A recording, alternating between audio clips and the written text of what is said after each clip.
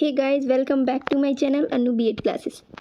Friends, आज मैं समाजीकरण से रिलेटेड तीसरा प्रश्न लेकर आई हूँ। इससे पहले मैं समाजीकरण से 2 क्वेश्चन करा चुकी हूँ। फ्रेंड्स, ये जो समाजीकरण का टॉपिक है बीएड फर्स्ट ईयर कोर्स 1 और यूनिट 3 की टॉपिक है।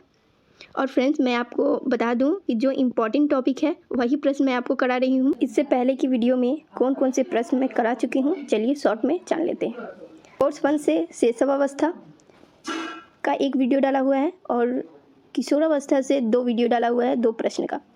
और कोर्स 3 से अधिगम का एक वीडियो है और कोहलट का सिद्धांत है। कोर्स 4 से भाषा से आप क्या समझते हैं, इसका एक वीडियो डाला हुआ है। इस सारी वीडियो का लिंक आपको डिस्क्रिप्शन बॉक्स में मिल जाएगी, नहीं तो आप बीएड नोट्स के प्लेलिस्ट में जाकर देख सकते हैं, आपको सारी नोट्स एक साथ मिल जाएगी। तो चलिए बिना किसी देरी के स्टार्ट करते हैं आज की प्रश्न। आज का प्रश्न है, समाज में मौजूदा विषमता एवं अवरोध किस तरह से समाजीकरण में सहयोग प्रदान करते हैं, इसका वर्णन करें। सबसे पहले रूपरेखा लिख देना है। रूपरेखा में प्रस्तावना, समाजीकरण का अर्थ, समाजीकरण की परिभाषा, समाज में मौजूदा विषमता का समाजीकरण में सहायता, जिसमें पॉइंट धर्म, भाषा, वर्ग, जेंडर और आयु है। उसके बाद आपको प्रस्तावना लिखनी है, उसके बाद समाजीकरण का अर्थ, फिर समाजीकरण की परिभाषा। ये दोनों जो है पिछली वीडियो में इसको करवा चुकी हूँ, आप वहाँ से लिख लेंगे और प्रस्तावना आप खुद से लिखेंगे। चलिए यहाँ से मैं स्टार्ट करती हूँ कि आपको क्या लिखना है। पहला पॉइंट देना है, लिखना है समाज में मौजूदा विषमता का समाजीकरण में सहायता। डैश देना है, लिखना है यह बात हम सब जानते हैं, भारत विभिन्नताओं का देश है। प्राचीन काल से हमारे यहाँ विविधता जाति, वर्ग, जेंडर, भाषा तथा आयु के आधार पर स्पष्ट रूप से दिखाई देती, जो आज के वर्तमान समय में भी है। ये सभी बालक के समाजीकरण में महत्वपूर्ण भूमिका निभाते हैं। हमारे समाज में सामाजिक वर्ग के आधार पर भी विभिन्नता पाई जाती है, जिसके कारण प्रत्येक वर्ग द्वारा बालकों को प्रदान की जाने वाली अवसरों में भी स्पष्ट रूप से दिखाई देती है। प्रत्येक वर्ग में अपनी अपनी सामाजिक परंपरा, आदर्श होते हैं, जो जैसा अवसर बालक में एवं बालिकाओं को मिलता है उसी के अनुरूप उनका समाजीकरण होता है।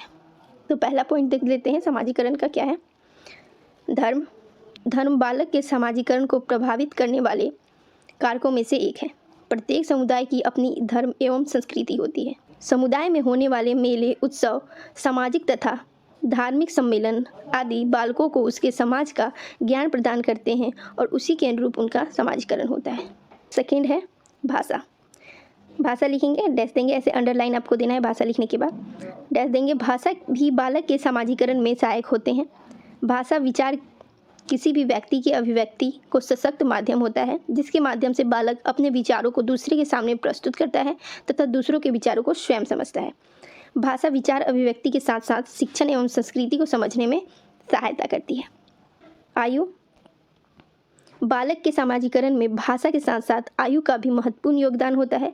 बालक जब जन्म लेता है तो जन्म के समय उसमें सामाजिकता बिल्कुल शून्य होता है। जैसे जैसे बालक का विकास होता है वह समाज में अपनी पहचान का निर्माण कर लेता है। वह अपने विकास के चरण में परिवार, विद्यालय, शिक्षक, समाज, समुदाय, राष्ट्र में कुछ न कुछ सीखता रहता है और बालक पर उसका प्रभाव पड़ता रहता है। वैसे ही बालक के व्यक्तित्व का निर्माण होता है जो उसके समाजीकरण में होता है। तो हमने कितना पॉइंट देख लिया, 3 पॉइंट। पहला धर्म, भाषा और आयु। चौथा पॉइंट है वर्ग। इसको जूम कर लेती हूँ थोड़ा। वर्ग व्यक्तियों का ऐसा समूह होता है जो व्यवसाय, धन, शिक्षा, जीवन शैली, विचारधारा, भाव, मनोवृत्ति तथा व्यवहार के आधार पर समान हो एवं इनमें से एक या 2 आधारों पर उनमें समानता की चेतना हो, उन्हें एक समूह या वर्ग का बोध कराती है। इसी वर्ग विभेद का हमारे समाज पर कुछ सकारात्मक प्रभाव पड़ता है तो कुछ नकारात्मक। जिस समाज की जैसी वर्ग व्यवस्था है, बालक का समाजीकरण उसी के अनुरूप होगा। 5वां है जेंडर। बालक के समाजीकरण में जेंडर की भी महत्वपूर्ण भूमिका होती है। साधारणतः स्त्री या पुरुष के रूप में सार्वजनिक छवि जो अन्य लोगों के सामने प्रस्तुत होती है वह उसकी जेंडर पहचान होती है। जेंडर व्यवहारों का ऐसा समुच्चय होता है जो किसी व्यक्ति के स्त्रीयोचित या पुरुषोचित प्रतिबिंब को दर्शाता है, जो बालक या बालिका के समाजीकरण में सहायक होती है। किसी भी एक के अभाव में हम समाज की कल्पना भी नहीं कर सकते। और लास्ट में आपको निष्कर्ष लिखना है। ये मैं नहीं लिख रही हूँ, आपको इसमें अपनी ओपिनियन लिखनी है। यदि आपको नहीं समझ आ रहा है कि निष्कर्ष में क्या लिखें और शुरू वाले प्रस्तावना में क्या लिखे तो इसकी भी वीडियो मैंने डाल रखी है, आप जाकर बीएड नोट्स की प्लेलिस्ट में देख लें। टॉपिक नेम है बीएड एग्जाम 2023 आंसर लिखने का बेस्ट तरीका। सो फ्रेंड्स, आपको मेरी वीडियो और नोट्स अच्छी लगी हो तो प्लीज़ लाइक, सब्सक्राइब, शेयर करना ना भूलें। और हाँ फ्रेंड्स, आप अपने फीडबैक कमेंट के थ्रू दे सकते हैं। Thank you.